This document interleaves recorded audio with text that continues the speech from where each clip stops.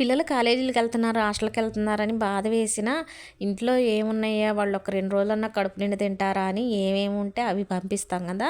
అరిసెలు, కారపూస, చెక్కలు, పంచదార లడ్లయితే నేను చేయలేదు. మనకి పాలు పోస్తారు గదా పిన్ని గారు, ఆ పిన్ని గారు చేసి పంపించింది. మా పెద్ద పాప అయినా, మా వారైనా, చిన్న పాప అయినా స్వీట్లయితే అసలు ఇష్టంగా తినరు.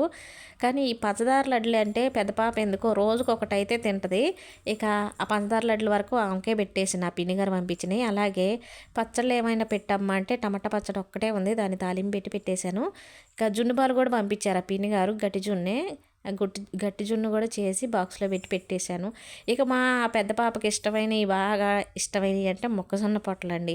మొక్కజొన్న పొట్లు కాల్చితే చక్కగా తింటది. ఇక మొక్కజొన్న పొట్లు ఆయన గారు తెచ్చి కాల్చి ఆడబెట్టేశారు. వాటిని పేపర్‌లో చదివేశాను. ఇదండి వీడియోల ఆలస్యానికి కారణం.